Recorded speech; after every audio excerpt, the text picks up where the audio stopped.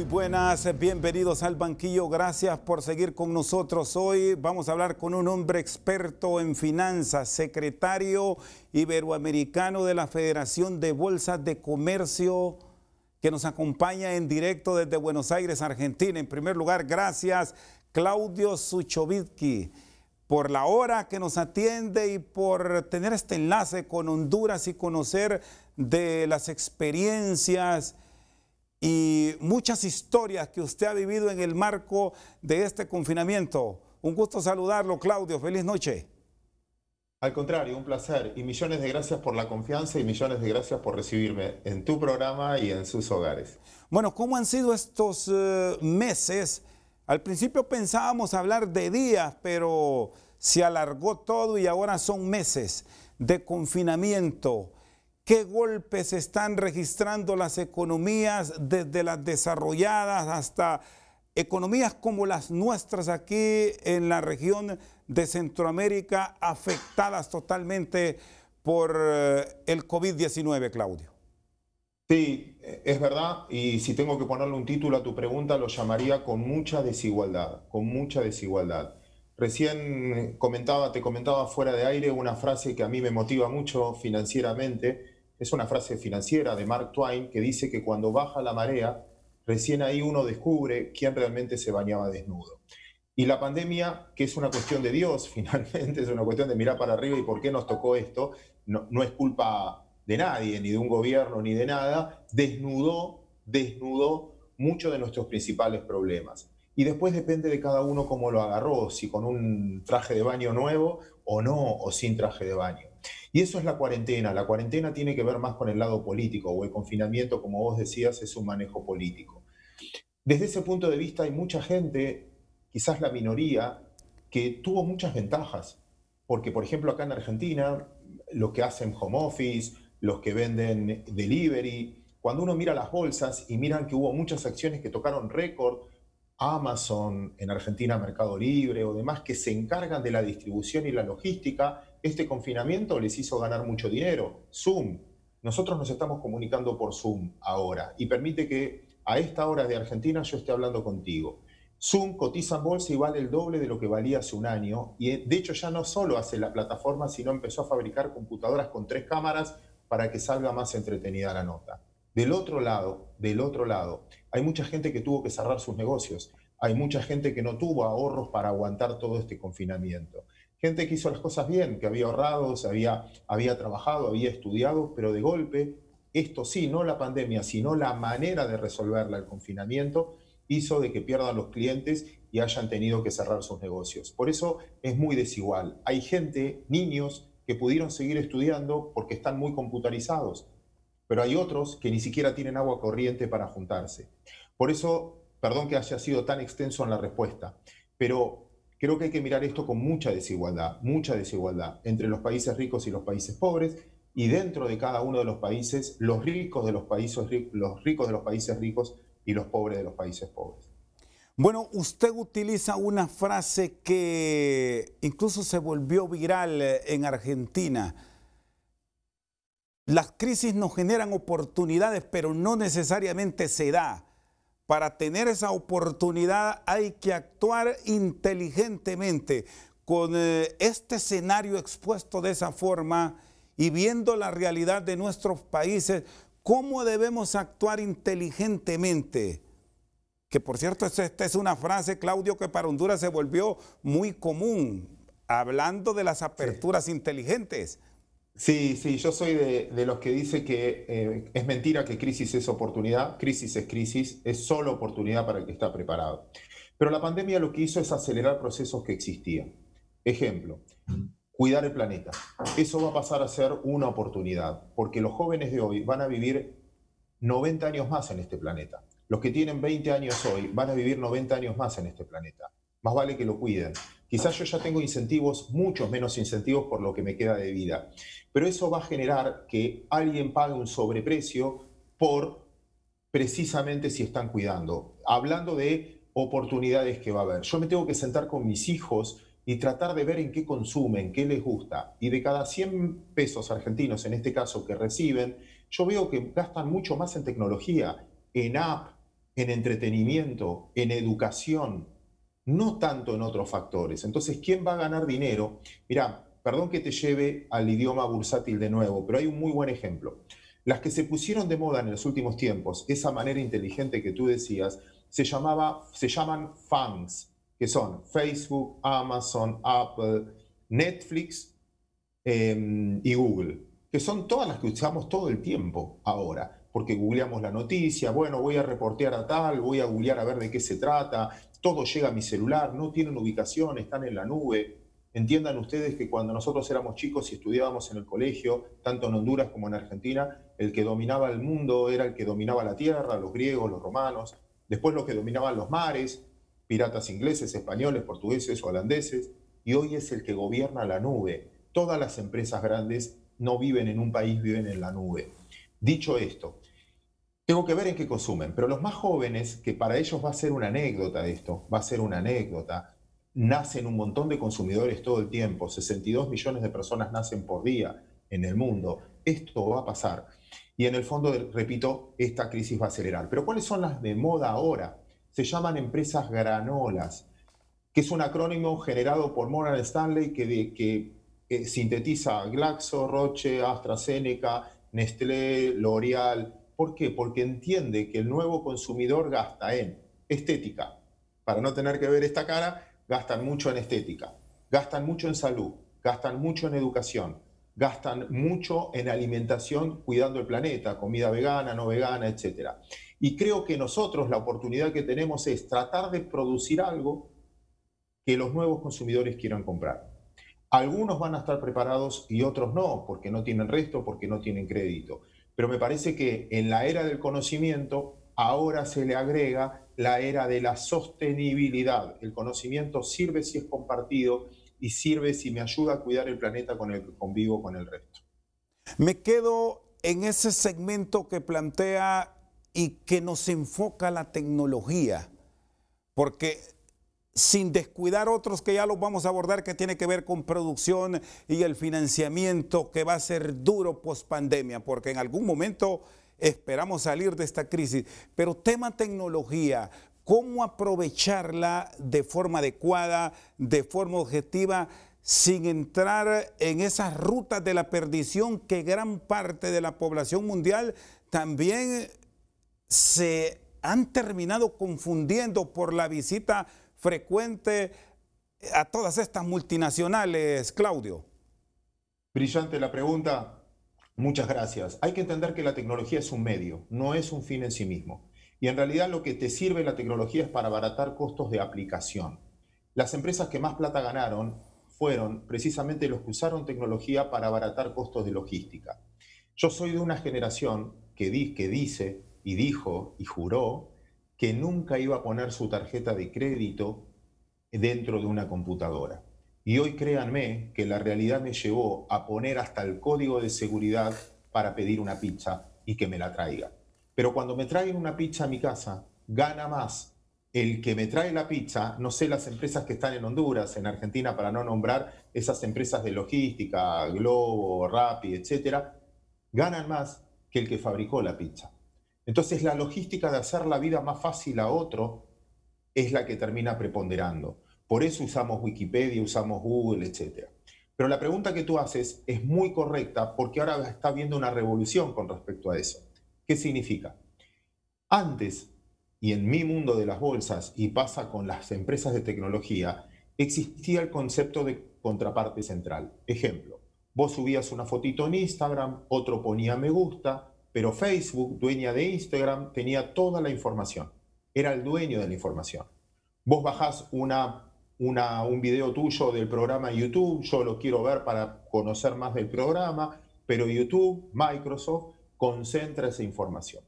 Ahora están haciendo esto con mucha fuerza, que se llama blockchain, que es la base de las criptomonedas, que dicen, no me gusta que alguien tenga toda la información, dividámoslas en bloque, para que nadie tenga el poder de esa información y utilizarla como se comprobó políticamente o como muchos casos que vos decías. Repito, la tecnología es un medio, ayuda muchísimo a abaratar costos. Esto va a traer problemas para el empleo formal, porque yo puedo reemplazar trabajo físico por trabajo que abarata mucho tecnológico, pero va a dar más trabajo, menos empleo, pero más trabajo, porque finalmente va a haber más independencia. Entonces, yo me tengo que educar y nosotros tenemos que educar a la próxima generación, no tanto como me educaron a mí de obra social, estabilidad, estabilidad, techo propio, sino en la libertad de movimiento, en la libertad de decir, bueno, voy a trabajar acá, después voy a trabajar acá, la rotación, el viajar, el conocer, porque entramos en un mundo mucho más líquido, que venía pasando. Lo que hizo la pandemia es acelerar, nos empujó, al menos a mi generación, a amigarse con la tecnología. Repito, era muy difícil hacer esta nota, la que estamos haciendo hoy, y nos estamos comunicando, creo que mano a mano, cara a 16.000 kilómetros de distancia, y compartimos los mismos temas, compartimos los mismos sacos, del mismo lugar, con el pañuelito acá, y usamos pantalones chupines. Se globalizó de tal manera que la información hoy está al alcance de todos. Por eso digo, ojo que va a ser desigual y los estados tienen que asistir al que no tiene oportunidades para llegar a eso. Pero el resto tenemos la obligación de educar a nuestros hijos para un mundo que la aceleración del cambio es más importante que el cambio. Siempre cambiaron las cosas, pero lo que lleva ahora es una aceleración que a mí me cuesta adaptarme y supongo que es el verdadero desafío para la próxima generación. Muy bien, vamos a ir a una pausa. Está con nosotros en directo desde Buenos Aires, Argentina, el financista Claudio Suchovicki. Ya regresamos aquí en Al Banquillo.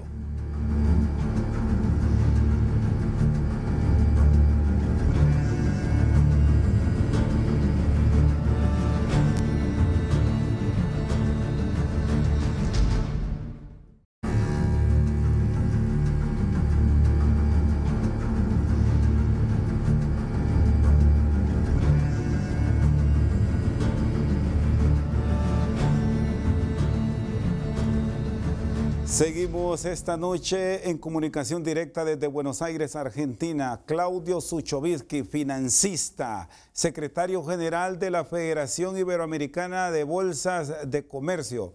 Bueno, vamos a cerrar con este tema de la tecnología que ha sido tan revolucionado que incluso hay quienes piensan que este problema del coronavirus COVID-19 fue provocado, producto de este conflicto que ha generado entre las dos grandes potencias de la Tierra, Estados Unidos, China, Claudio. Sí, no tengo valor agregado ahí para darte porque son las especulaciones que cada uno, esto es creer o no creer, y ahí volvemos a la credibilidad. Hay gente que cree que vino de un murciélago o una mala alimentación, hay gente que cree que finalmente fue una prueba de laboratorio, pero eso depende de cada uno, depende de la credibilidad de cada uno. Para mí, en lo personal, me es más fácil la vida cuando trato de no ver teorías conspirativas porque si no, no me levantaría el otro día. Así que es lo que pasa, son las situaciones. Déjame decir algo muy chiquito, que siempre repito, ninguno de nosotros, ninguno de los que están mirando, ni vos, ni usted, perdón que me sale el argentinismo ahí, ni yo, nadie, y no quiero ser soberbio, como buen argentino, va a poder modificar el pasado. Nadie puede modificar el pasado. Pero sí puedo modificar mis actitudes de hoy para tratar de que mi futuro sea un poco mejor. Entonces, más que hablar de lo que pasó y en estas cosas que no sé y prefiero no entrar porque si no mi imaginación no pararía, me gustaría bueno, con la información que tengo hoy, o yo trato al menos, ¿qué puedo hacer para que mi vida sea un poquito mejor en el futuro? ¿Cómo deben reaccionar los gobiernos ante la realidad que estamos viviendo en economías totalmente dependientes, muchas de ellas de lo que ofrece en adquisiciones el gran mercado? Hablando de las grandes potencias de la Tierra, Estados Unidos, la Unión Europea, la misma China. Sí, está muy bien, está muy bien. Obviamente Estados Unidos tiene el 25% del consumo del mundo y China tiene casi el 25% de producción del mundo, con lo cual son socios. En el fondo son socios, se necesitan. China es el mayor tenedor de bonos de tesoro americanos. Si Estados Unidos tiene un déficit fiscal enorme, si China no lo financia, no sé qué hace. Y si Estados Unidos no le compra los productos a China, no sé qué hace China. En ese proceso, en el fondo, creo que están negociando todo el tiempo y todos los grandes mercados. ¿Viste cuando alguien quiere comprar algo y tira para abajo lo que quiere comprar. No, no me gusta, no sirve. Y el que lo vende lo pone más arriba. No, pero es buenísimo. Uno parece que no debería venderlo y el otro no comprarlo por lo que opinan, pero en el fondo están negociando. Creo que entramos en un momento donde todos los gobiernos necesitan incentivar que alguien produzca. Por cada inversión que hay, sin inversión no hay crecimiento. Sin inversión no hay contribuyentes. Sin contribuyentes no hay Estado. Para eso necesitas que la sociedad crea en su propia, de creer, en su propia sociedad e invierta. Consumo solo no sirve. Sí, sirve, ayuda, pero consumo solo genera un pequeño crecimiento, pero sin inversión después hay desabastecimiento, como pasa en algunos países o en Venezuela si quieren. Puede haber consumo, pero si no hay gente que produzca, no tenés lo que venderle y necesitan importar y los hacen completamente dependientes de otras economías. Entonces, dicho esto, todos los países lo que necesitamos es impulsar la producción interna. Para eso, creo que es la próxima guerra global, es beneficio fiscal. En Uruguay dan beneficios fiscales para que se instale a producir en Uruguay. En Estados Unidos lo hizo el año pasado. Si vienen a producir a Estados Unidos tienen beneficios fiscales. En Irlanda lo hicieron con Apple o con muchas empresas de call center. ¿Por qué? Porque bajando impuestos le doy más rentabilidad a algunas compañías, esas compañías se instalan, toman gente, al tomar empleo, el Estado se saca un costo de encima y las empresas privadas no solo pagan salarios, sino le dan dignidad al trabajador. Desde ese punto de vista creo que hay que incentivar la actividad privada, pero es mi forma de ver la vida. Si todos dependemos de un Estado, todos vamos a terminar así dependiendo del Estado. Pero el Estado no produce plata. A lo sumo la emitirá, pero no es genuina. El Estado no produce plata. El que produce riqueza es el que arriesga capital para fabricar cosas que quieren comprar. Tú haces un programa de televisión y buscas auspiciantes para ese programa de televisión y tratas de darle un mensaje a todos los televidentes. Ese mensaje a los televidentes es, salvo el invitado de hoy, cuando tienen muy buenos invitados, es tratar de darle contenido, información, conocimiento a su gente. Si eso le gusta a tu auspiciante porque llegas a mucha gente y le cree y mucha gente te cree, va a auspiciar tu programa. Estás generando riqueza porque estás generando conocimiento. Un médico que cura a mis hijos está generando riqueza porque yo no sé hacerlo y dependo de él para curar a mis hijos. El que me arregla el auto genera riqueza. Entonces, ¿por qué? Porque yo no sé arreglarlo y necesito que me lo arregle. El que me carga nafta. Entonces, yo impulsaría mucho más ese trabajo, mucho más el trabajo privado, incentivando a que en vez de esconder la plata, ahorrar, tener miedo, depender siempre del Estado, genere la creatividad para poder generar puestos de trabajo nuevos. Los países que más apuestan a la creación, al conocimiento, a la creatividad, a la innovación, son los que les está yendo relativamente bien. Cuando uno mira el ingreso per cápita de los países que a veces criticamos, decir, bueno, pero se vive mejor allá. O mucha gente para ir a operarse, esperar allá. O mucha gente que quiere mandar a sus hijos a estudiar, va a estudiar allá. ¿Por qué? Porque apuestan a la creatividad, a la propiedad privada, porque apuestan al desarrollo individual del ser humano. Confían en que el ser humano puede mejorar las cosas. Si no, es muy difícil. Todos los países que dependen muchísimo de un Estado, necesitas del Estado. Entonces es más protagonista el político de turno que uno. Conocer al contacto que mi desarrollo individual. Por eso es una pregunta muy personal, porque es mi ideología, finalmente, quizás muchos no compartan, pero creo que lo que deberíamos hacer los países es empezar a aferrarnos a una palabra hermosa que se llama libertad, ¿no? Libertad de movimiento, contra... Sí. Hoy no la estamos teniendo, libertad de creatividad, libertad de producir, libertad de querer mejorar si quiero mejorar y libertad de no hacerlo si quiero vivir tomando sol en la playa. Y los países que tienen ese consumo de la riqueza, gran parte de ellos por aparatos estatales enormes, que pasa mucho en nuestra región, Claudio, advierte que ya están dispuestos por esta crisis que debemos actuar con inteligencia para dar ese paso y generar incentivos y atraer la inversión que al final va a ser una línea de salvación ante lo que hoy estamos viviendo. Sí, sí, porque la sociedad lo está exigiendo. Fíjate que tienes mucha conflictividad social en muchos países independientemente de la ideología, de izquierda o derecha. Vos tenés en Chile, tenés en Bolivia, tenés en Ecuador, en Estados Unidos mismo. Mucha desconformidad de la gente porque quiere formar parte.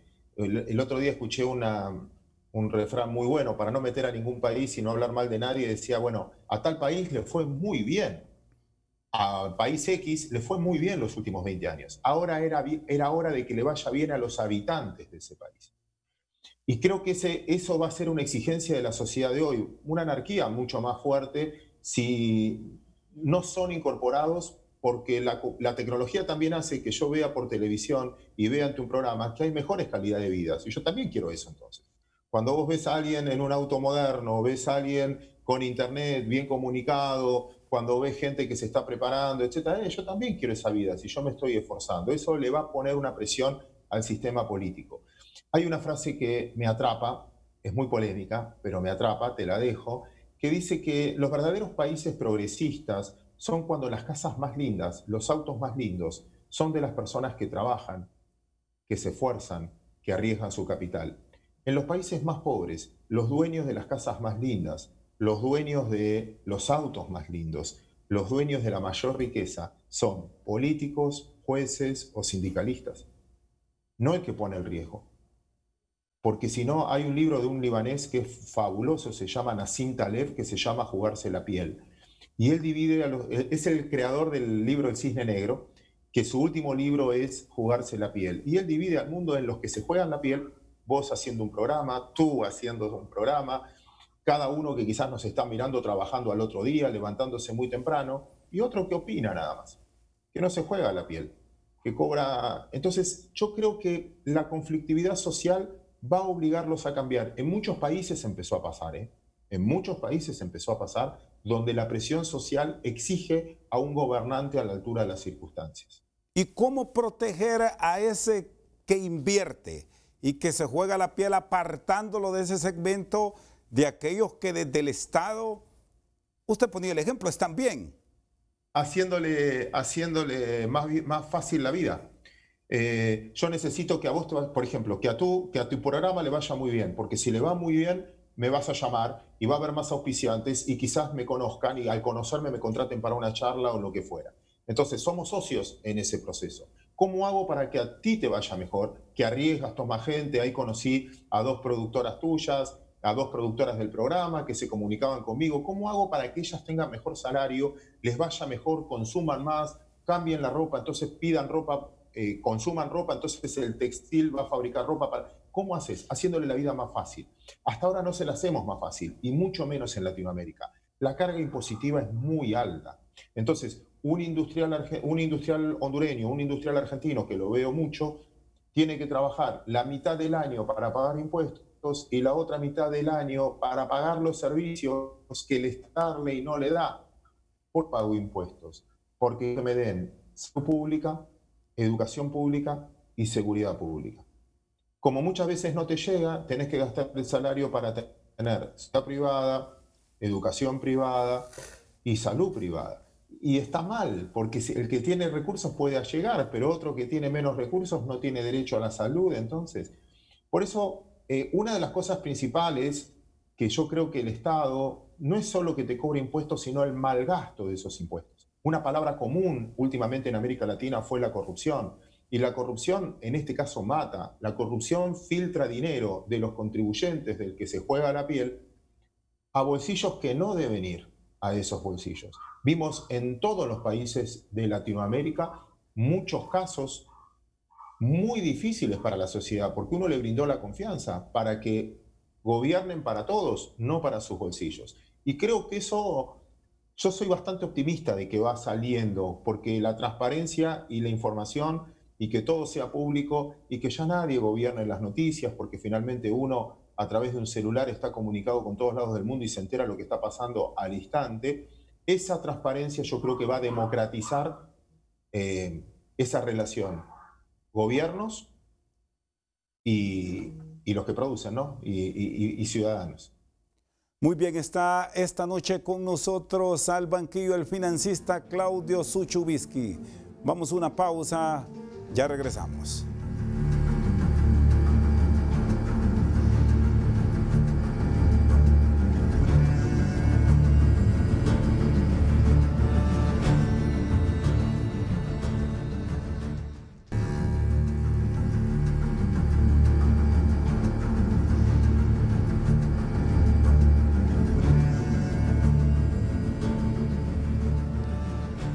Seguimos esta noche al banquillo con el financista argentino Claudio Suchubitky.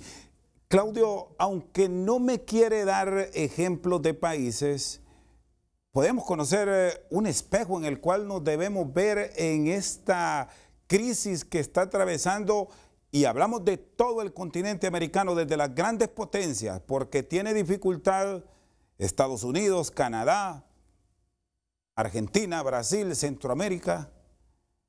¿Qué está ejemplo? Muy bien. Y déjame no saber la respuesta. Decirte que no sé la respuesta. Porque en la vida uno nunca hace lo que quiere ni lo que debe. Hace lo que puede con lo que tiene. Entonces a veces yo me comparo con otro, pero realmente no puedo ser ese otro porque no tengo su talento, no tengo sus aptitudes. Entonces me genera una frustración muy grande no poder serlo, pero sería más fácil para mí entender que tengo otras limitaciones. Todos los países tienen sus limitaciones, sus temas étnicos, sus temas religiosos, sus temas climáticos. Hay muchos países que están devastados climáticamente, que por más que quieran reponerse, la naturaleza no los ayuda, con tsunamis, terremotos o lo que fuera. Hay temas culturales muy arraigados desde el punto de vista de familias que se odian y hay grietas imposibles de solucionar. Por eso de compararnos para mí es muy complicado. Obviamente uno tiene su referente, pero a veces te frustra ese referente. Depende de cómo le toque a vivir a cada uno. Por eso me parece que cada uno se tiene que mirar a sí mismo y decir qué es lo mejor que puedo hacer con lo que tengo. Y empezar a conformarse con eso. Decir, bueno, yo lo que tengo esto y es tratar de ponerme objetivos chicos. Yo creo que uno de los problemas, al menos lo veo en Argentina, es creernos que somos muy buenos y en el fondo siempre terminamos fracasando porque no lo somos. Entonces, es mejor crecer todos los días 1% que querer crecer 20 de golpe, y eso no ayuda. Es como mi dieta, yo la estoy haciendo muy mal. ¿Por qué? Y porque quiero bajar 20 kilos de golpe y de repente lo bajo, pero después engordo 40. Es mejor hacer un kilo por semana estable. Y yo creo que en Latinoamérica la ansiedad nos juega en contra. Por eso, si bien fui larguero en la respuesta, la hice muy larga, no sé, no tengo claro cuál es la respuesta. Yo creo que cada uno tiene que mirarse de acuerdo a su cultura, a su historia y a lo que puede hacer. Porque no nos podemos comparar con la cultura estadounidense, ni nos podemos comparar con la cultura canadiense, ni nos podemos comparar con la cultura nórdica, ni nos podemos comparar con la cultura africana, si querés. Cada uno tiene su evolución, su momento. Lo que sí es imperdonable es que no hagamos lo mejor de cada uno. Y cuando el mayor gasto, cuando gane, lo que decía Angela Merkel, hay una frase de Angela Merkel que es ideal. Una vez un político se quejaba de lo que ganaba de sueldo y porque las maestras ganaban más. Y ella decía que un país justo es cuando una maestra, una docente, la que le enseña a los hijos, gana más que un político. Y en nuestros países no es así. Y creo que esa es una falla. Yo tengo que privilegiar más al que enseña, al que educa, al que nos saca de una situación. Somos países pobres, relativamente pobres. Nuestras poblaciones viven la mitad en la pobreza o el 40% en la pobreza. La única manera de salir no es dándole plata. La única manera de salir es dándole conocimiento, educándolos. Y para educarlos, el que más tiene que ganar en nuestra escala de valores es quien enseña. Y enseñar no es dar información. Enseñar es cambiar una actitud. Enseñar es que si yo hacía esto y me enseñaron a hacer esto, bueno, aprender a hacer esto, cambiar una actitud. Y creo que es la asignatura pendiente de cada uno de nuestros países.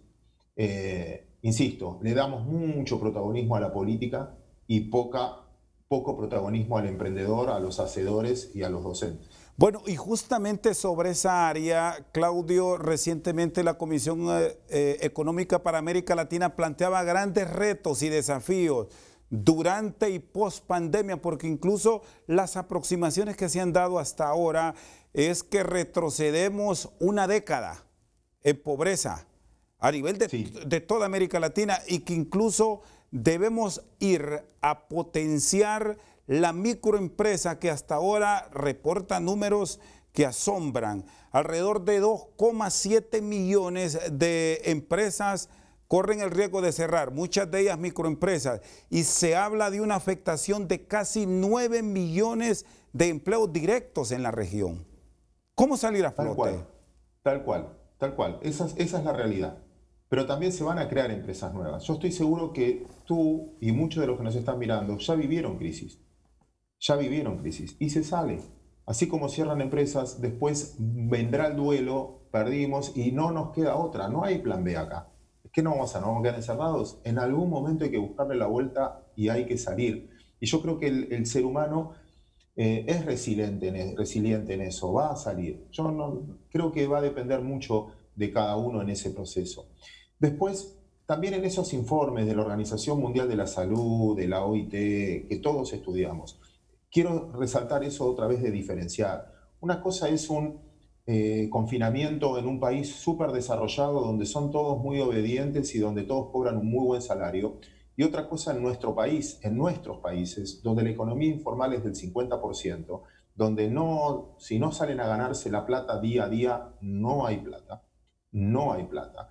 No se arregla solo con que te den una dádiva o con que te den alimento, necesitan salir a trabajar y desde ese proceso no podemos todos hacer lo mismo.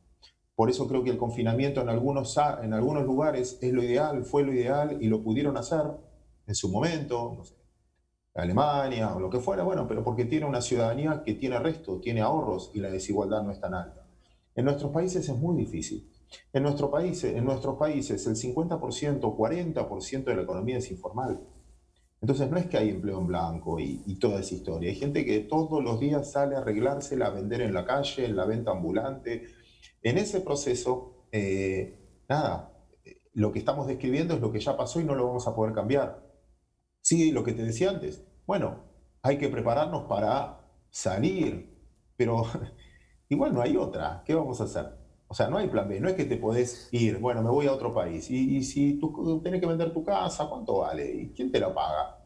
Y te puedes ir realmente. Entonces, es bueno en algún punto esto, ¿no? Educarnos, el conocimiento compartido, como para tratar de buscarle la vuelta. Hay que en los rubros donde tengamos valor agregado, no producir cosas que no tengamos valor agregado, en lo que tenemos valor agregado. En Honduras deben tener un montón de cualidades donde uno puede decir, mira, esto podemos vender al mundo, esto podemos exportar al mundo, esto sabemos hacerlo, concentrémonos en hacerlo bien, en hacerlo competitivo, en impulsar esa industria.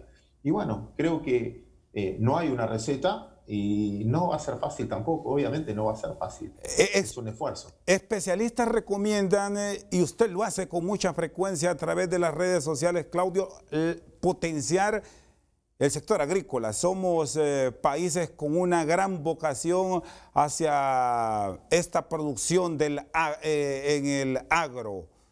¿Puede ser esa una Sí, de las líneas de salvación? sí, pero ojo, eso es verdad, porque tenemos un recurso natural que tenemos suerte, pero el recurso natural no es la tierra. El recurso natural es el esfuerzo del trabajador de la tierra. Siempre cuento la misma historia. La vaca no da la leche. Repito, la vaca no da la leche. El que da la leche es el que se levanta a las 3 de la mañana a ordeñarla o la tecnología para ordeñarla. Hoy la ventaja es que el campo, al menos en Argentina, fue una revolución tecnológica. En la misma cantidad de tierra, porque los países tienen la misma cantidad de tierra, no es que crecen, en la misma cantidad de tierra, la productividad aumenta al doble porque lograron con tecnología maximizar la capacidad de esa producción. Pero deberíamos agregarle industria a eso. No solo exportar el café, no solo exportar la naranja, no solo exportar la banana, no solo exportar la soja, el trigo, el maíz, sino cómo hago para exportar aceite de soja, cómo hago para exportar el jugo de banana, el jugo de naranja o el café ya terminado. Hay un ejemplo que siempre lo cuenta. ¿Puedo nombrar una marca? ¿Me dejas nombrar una marca? No, no hay ningún problema. Adelante. Ahí está el libro, hay un libro muy interesante, el libro de Starbucks, la historia de Starbucks, no sé cómo lo pronuncian allí, las cafeterías. Y ellos dicen que son un negocio inmobiliario, que venden una experiencia, no venden café. De hecho, el café, la materia prima, el commodity café, según el libro de Starbucks, es el 2% del valor del café. El resto es hacerle sentir al huésped al que va a tomar un café una experiencia. Lo llaman por el nombre, hay wifi, salones grandes, sillones cómodos, y uno paga el café el doble de lo que vale en cualquier otro lugar. ¿Está comprando café? No, no está comprando café. Está comprando la experiencia de estar en ese lugar. Dicho esto, nosotros tenemos que agregarle valor agregado a eso. Y es ahí donde habría incentivos. ¿Cómo se hace? Porque es fácil decirlo, pero ¿cómo se hace? Si exportás soja en Argentina, pagás X% de retención. Ahora, si exportás aceite de soja, si lo industrializás, no pagás impuestos. Entonces, a mí me conviene, más que vender la soja china, me conviene industrializar y hacer aceite. Eso da mano de obra, invierte en tecnología y, repito, haces todo el proceso. Todo el proceso. Y hasta es más barato exportar, porque exportar ya ha terminado y más así en partes. Pero eso es política de Estado. Ahí es donde la política tiene mucho que ver en planificar a 20 años, no para ganar una elección, sino para que, repito, mis hijos tengan trabajo en el país donde yo quiero que vivan. Muy bien, está con nosotros Claudio Suchubitsky directamente desde Buenos Aires, Argentina. Hacemos una pausa, ya venimos con el cierre esta noche aquí en Al Banquillo.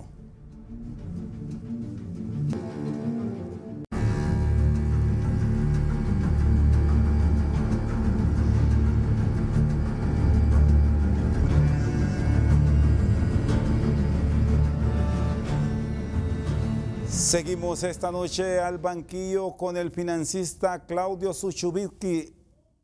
Se falló aún y cuando estábamos experimentando sobre una nueva enfermedad a nivel de los gobiernos de la región con el confinamiento tan prolongado, Claudio. Tampoco sé la respuesta, porque en el fondo es contrafáctico. Hay muchos países que abrieron, incluso Brasil, y el tema social fue muy complicado. Los que hicieron muy abiertos, los que cerraron mucho con el tiempo no es que enfrentaron la enfermedad, sino que la fueron posponiendo. Argentina, por ejemplo, va a llevar 150 días de confinamiento y lo que fue haciendo es no enfrentar la enfermedad y la fue estirando para adelante. Por suerte nosotros tenemos menos muertos que el promedio por millón de habitantes, pero nunca uno sabe qué hubiese pasado si hubiesen tomado otras decisiones. Yo creo que no va a existir la post-pandemia. Vamos a tener que acostumbrarnos a vivir con pandemia, porque no va a haber un día después. Nos tenemos que acostumbrar a vivir con algo una vez que tengamos la capacidad hospitalaria para atendernos. Por más que aparezca una vacuna, yo les recuerdo que hay vacuna contra la gripe y mueren como 400.000 personas por año de gripe. Lo que necesitamos es que si me contagio, tener un lugar donde me atiendan, que eso es las imágenes que dieron vuelta en la cabeza. Pero me parece que nos vamos a tener que acostumbrar como una enfermedad más y vamos a tener que convivir con ella y vamos a tener que asumir el riesgo de convivir con ella, con protocolos, con cuidado, hasta que sea una enfermedad más, porque ya seamos inmunes, porque esté contagiado gran parte de la población. Pero me parece que no hay manera, repito, vamos a tener que aprender a vivir no pensando en la post-pandemia, sino en con pandemia. Ahora, hemos entrado en estos últimos meses en niveles de endeudamiento a nivel de los gobiernos de la región en cantidades que van más allá de lo normal. ¿Cómo encontrar equilibrio, si es que se puede lograr el mismo, para no entrar con economías quebradas a partir de la esperanza de la tierra de que aparezca esa vacuna, Claudio? El tema es, hay que entender que el coronavirus, el COVID-19 o esta pandemia es un hecho extraordinario. No es que va a permanecer en el tiempo, es un evento y ese evento pasa. Ese evento hizo que todos los países tengamos que emitir porque era la única manera de asistir.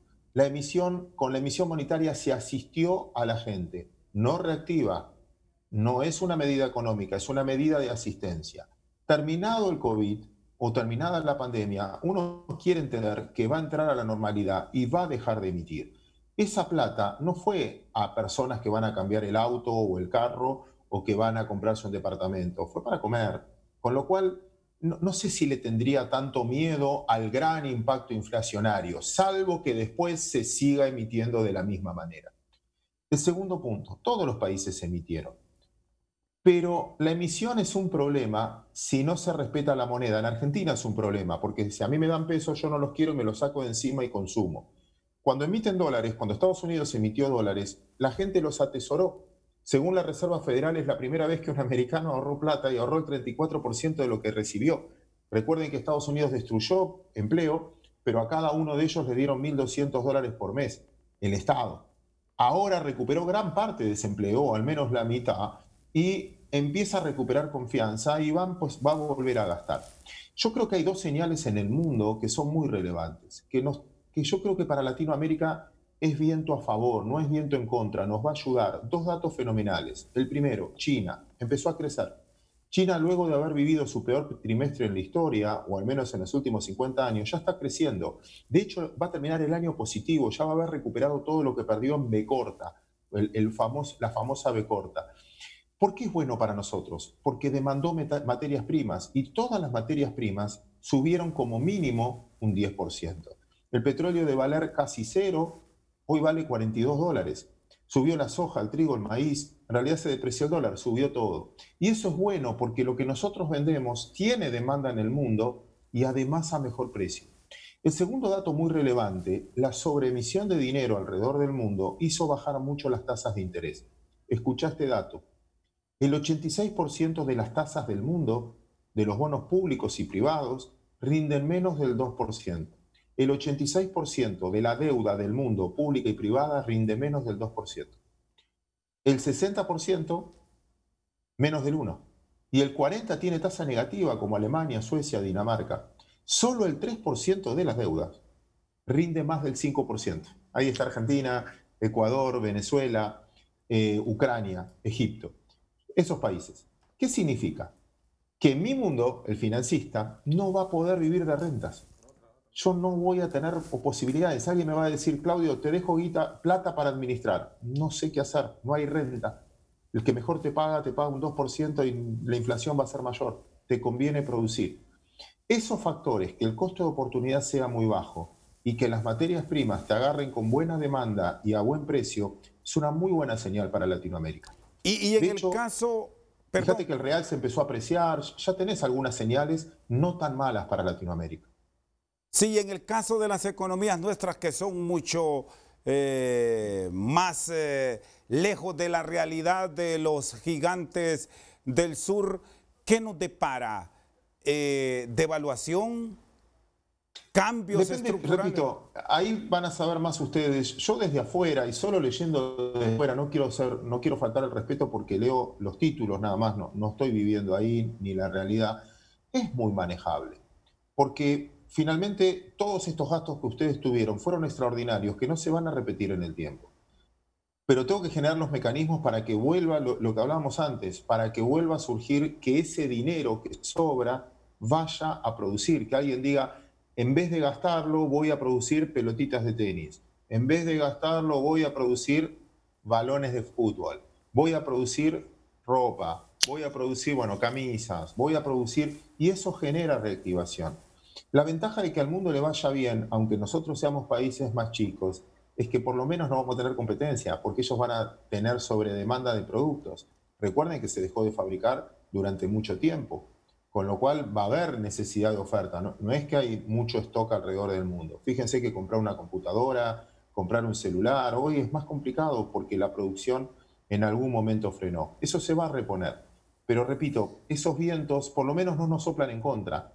No es que alguien va a decir, bueno, de hecho hasta puede pasar que alguien diga, el mundo no tiene renta, voy a buscar mercados más exóticos, y quién te dice que vayan a Centroamérica a buscar algunas alternativas de inversión en Costa Rica, en Honduras, en El Salvador, como economías pujantes ahí, incluso Guatemala.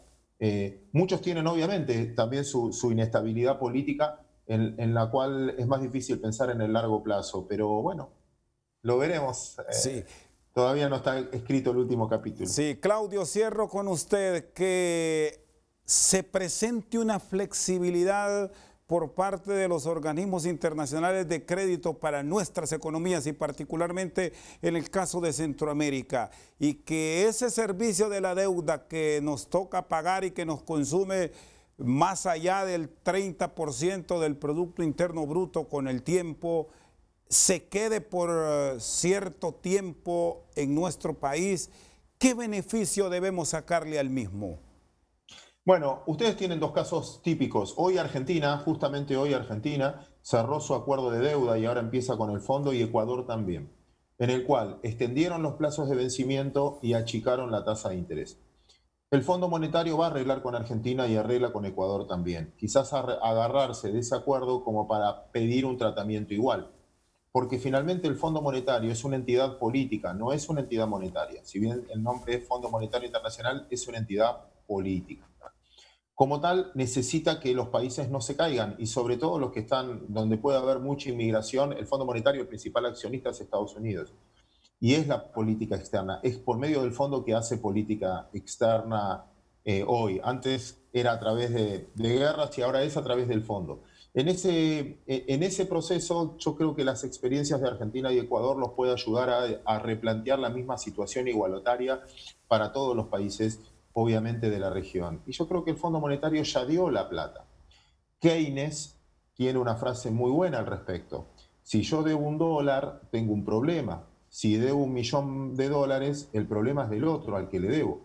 Entonces el fondo, que ya colocó el dinero, también va a querer recobrar. Por lo tanto, no les sirve que se ahoguen las economías. Necesitan darles tiempo y aire.